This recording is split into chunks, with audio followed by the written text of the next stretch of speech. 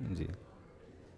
और इसमें इस टीम के बड़े खामोशी से जो इन्होंने साथ दिया, हमारे डेमोक्रेटिक प्रेस क्लब के चेयरमैन डॉक्टर फरीद चुगताई साहब, दरख्वास्त करूंगा प्लीज़ सर तशरीफ़ लाइए, आप भी इस लम्हे में शरीक हो जाएं ताकि डेमोक्रेटिक प्रेस क्लब की नुमाइंदगी भी हो जाए और हम सब की तरफ से। जी प्लीज़ प्लीज़ प्लीज़ ताली ज़रूर बजा दीजिए आप सब लोग। यकीनन इनकी बड़ी मेहनत रही है, और बल्कि ये कहा जाए कि सलमान खुर्शीद साहब हम तक पहुँचे हैं, इनकी बदौलत हम पहुँचे हैं। तो ये इनका शुक्रिया अदा करते हैं हम कि ये बहुत ज़रा नवाजी है कि हमारी और बिल्कुल मीडिया की जो हमारी टीम है, सारा सच को सुबह 2 बजे से जिन्होंने मेहनत की है, इन बच्चियों ने, ख़ास के उन नौजवानों ने, वो सब आ जाएं प्लीज़, आप आ जाइए, सब आ जाइए। जो हमारी टीम है, जो मीडिया की हमारी टीम है, सारा सच की, सब लोग आ जाएं, आप प्लीज़ जाइए, आप जाइए।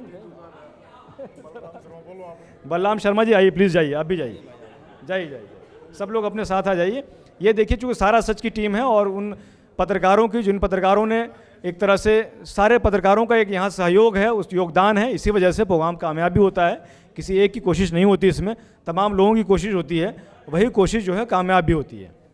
तो इस लम्हे को कैद में किया जा रहा है, और आप यकीनन जो है, अब मैं अपने मेहमान से सिर्फ सलमान खुर्शीद साहब से 2 मिनट का वक्त लूँगा। सलमान साहब प्लीज़ आप तशरीफ़ लाएँ और अपनी जो कहते हैं नेक तोहफ़ा, नेक मुबारक हमें दे के चले जाइए। अच्छा बोलेंगे? अच्छा ज़ियास भाई, अच्छा आइए ज़िया भाई, चूँकि वक्त बार बार कह रहे हैं वक्त नहीं है, तो मैंने कहा अभी। सभी को अस्सलाम वालेकुम और आदाब। मैं बस 2 लाइन में अपनी बात ख़त्म करूँगा।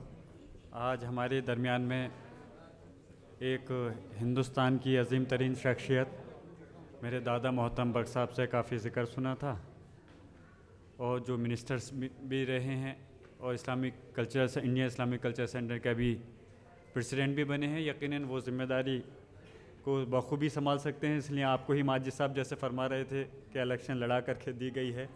और हमारे चचा डॉक्टर माजिद देवंदी साहब, हमारी दादी समान हुई, हमारे जो दादाजी के साथ हम सांसद भी रही हैं, और बहुत अच्छी बातों से उन्होंने समझाने की कोशिश की। हमारे हाजी जी और महाराज जी और सभी यहाँ मौजूद मेरे चीफ़ एडिटर जो सारा सच के हैं, सलीम साहब, इमरान साहब, और सभी मेरे मुअज़्ज़िज़ बुज़ुर्गों, नौजवान भाइयों, माँ बहनों, यकीनन एक अच्छा प्लेटफॉर्म आपने देने की कोशिश की है। जो इस मुल्क के अंदर जिनको दूसरी कोशिश मिल पाना मुश्किल होता है, आपने कोशिश की है कि एक अच्छे इस प्लेटफॉर्म से वो अपनी बात को रख सकते हैं, चाहे वो कविता की शक्ल में हो, मुशायरे की शक्ल में हो, या अपने जो भी जज्बात है उसका इजहार कर सकते हैं। मैं बोलना काफ़ी कुछ चाहता था, लेकिन वक्त का तकाज़ा है, मुझे इस चीज़ का ख्याल रखना है। अपना वक्त में मेहमान खुसूसी सलमान खुर्शीद साहब को, अपने मोहतरम जिन्होंने एजुकेशन के फील्ड में भी काफ़ी कुछ काम किया है और कर रहे हैं, उनको अपना वक्त देता हूं। और जैसे मोहतरमा सांसद साहिबा रही, उन्होंने कहा इस वक्त लड़ाई जो पॉल्यूशन है, हकीकत है सबसे बड़ा पॉल्यूशन विचारों का है। अगर हम इससे जंग जीत लेंगे तो यकीनन हमारा मुल्क, हमारा हिंदुस्तान एक तरक्की की एक बहुत बड़ी ऊंचाई पर पहुंच जाएगा।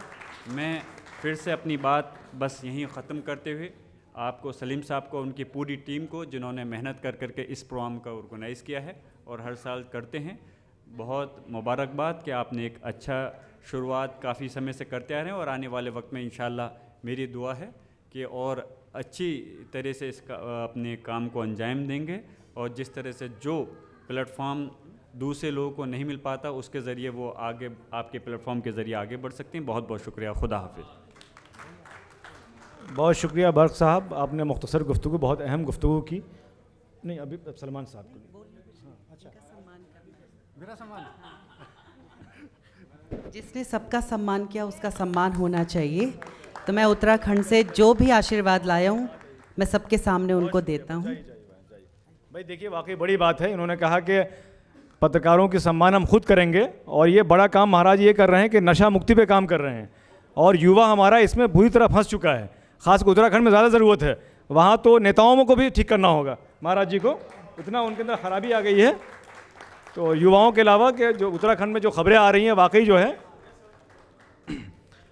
हज़रात, मैं आपका बहुत वक्त कम लेकर के अब हमारे बीच में, जिनकी वजह से आज महफिल में रौनक हमारी हुई है और हम सब की इज़्ज़त को 4 चांद लगाया है, हमारे चीफ़ गेस्ट, हमारे इज़्ज़त माब फ़ॉरेन मिनिस्टर जनाब सलमान खुर्शीद साहब अपनी तमाम मसरूफियात को दरकिनार करते हुए सारा सच परिवार का उन्होंने हिस्सा बना और हमारी हौसला अफजाई करने के लिए यहाँ ख़ुद मौजूद रहे और अच्छा खासा हमारे वक्त दिया उन्होंने।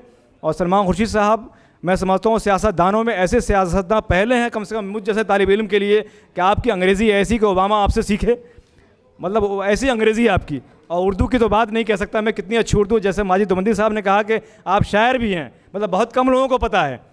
तो ये वाकई जो है हम सबकी खुशबख्ती है कि अगर लीडर ऐसे क्वालिफाइड हों, यकीनन फिर समाज कितना बेहतरीन होगा। ज़ोरदार तालियां बजाइए इनके लिए। और सर को मैं दरख्वास्त दे रहा हूँ बड़े अदब व एहतराम से, सर आप प्लीज़ तशरीफ़ लाइए सर, हमारी हौसला अफजाई कीजिए सर। बहुत बहुत शुक्रिया जावेद भाई, हमारे मोहतरम सलीम साहब जिन्होंने आज की ये नशिस्त यहाँ पर सजाई है। और मुझे खुशी इस बात की है महाराज हमारे साथ हैं और हम लोगों की इस महफ़िल में एक उभरता हुआ नौजवान चेहरा हमारे ज़ियाउर रहमान बर्क साहब, जिनके वालिद से पुराना रिश्ता रहा। अब वक्त बहुत कम है, लेकिन मुझे एहसास इस बात का हुआ कि जब माजिद भाई ने ये कहा कि इतने शोरा सुनने के बाद कुछ अच्छे हुए और कुछ वो जिनको दिल चाहता है कि उनको और तराश दें और बेहतर कर दें, और यकीनन आने वाले वक्त में उनसे अच्छा कलाम सुनने का हम लोगों को मौका मिलेगा। तो मुझे ऐसा जहन में मेरी एक बात आई कि क्या माजिद साहब को ऐसा लगा कि हमारे बाद भी शोरा होंगे, हमारे बाद भी शायरी होगी, हमारे बाद भी कलाम होंगे। अब वो पता नहीं कि इनको ऐसा लगा कि नहीं लगा, लेकिन मुझे यहाँ बर्क साहब को देखकर मुझे एक चीज़ बड़ी वाज़ेह हो गई, और ये हो गई कि अब परेशानी इस बात की नहीं कि हमारे बाद भी कोई होगा कि नहीं होगा, बर्क साहब यहाँ रहेंगे। और अल्लाह करे इनके दादा की ही उम्र इनको भी मिल जाए, और उसी तरह से हज़ारों ये भी। और क्या कहें कि अगर दिल से एक दुआ निकलती है तो निकलती है कि हज़ारों साल की आपकी यकीनन हज़ारों साल की आपकी उम्र हो, और इस मुल्क में जो कुछ भी हो रहा है उसको ठीक करने में हम लोगों के पास वक्त हो ना हो, यकीनन हम नहीं कर पाएंगे। तो जाएंगे इस ख्याल से जाएंगे और इस सुकून से जाएंगे कि हमारे बाद ठीक करने वाले लोग आ गए हैं और उनके हाल। तो कमरुद्दीन साहब, बस आपसे यही इल्तिजा है, इनका हाथ थामे रहिएगा, इनको मजबूत रखिएगा, इनको आगे बढ़ाइएगा। और फिर क्योंकि वक्त कम है इस वक्त, और हम लोगों को कम से कम वक्त का तकाज़ा समझना चाहिए, और सियासी लोग अक्सर माइक देखने के बाद वक्त भूल जाते हैं, लेकिन मेरे पास एक घड़ी है जो बार बार याद दिलाती है कि वक्त बहुत बढ़ गया है, बहुत आगे चला गया है। तो इसको हम अपनी बात को, अपनी गुफ्तगू को यहीं रोकें। आप सभी को बहुत बहुत मुबारकबाद आज के इस जलसे की। और अच्छा ऐसा जलसा हुआ कि एक मिनट भी ये नहीं लगा, ये महसूस नहीं हुआ कि जो भी हुआ वो सारा सच नहीं था, सच से कम था, ये महसूस नहीं हुआ मैं। और इसके अलावा जो भी माजिद देवबंदी साहब ने मेरे बारे में कहा वो सारा सच नहीं था, उसमें कहीं ना कहीं कोई चीज़ ऐसी जोड़ दी गई थी जिसका जाकर रात को बैठकर मैं थोड़ा तवज्जो दूंगा कि ये बात कहाँ से आ गई, आखिर मुझे शायर कैसे बना दिया। मैं शायर तो नहीं हूँ, मैं और ये कह भी नहीं सकता हूँ कि मैं शायर तो नहीं, फिर भी है हंसी जब से देखा मैंने तुझको, मुझे शायरी आ गई। जब से माजिद साहब से रिश्ता बड़ा है, तब से कुछ शायरी शायद मुझे आ गई है, लेकिन जाकर थोड़ा सा इस पर तफसीली थोड़ी सी वो करूँगा, रिसर्च करूँगा, उसके बाद अगली दफ़ा यहाँ आना हुआ तो शायद कुछ शायरी आपको सुनाने की कोशिश करूँगा। बहुत बहुत शुक्रिया हज़रत। मैं वो जो कह दिया शायर नहीं हूँ, समझे, शायर नहीं हूँ। और अगर ज़्यादा हसीनों का नाम ज़्यादा लिया तो फिर बदनाम हो जाऊँगा, और लोग ये कहेंगे कि देखिए प्रेस में जाकर ऐसी बातें नहीं कहनी चाहिए। यही वजह हुई कि प्रेस ने ये सब तोड़ मरोड़ के पेश कर दिया है। बहुत बहुत शुक्रिया आप सबका।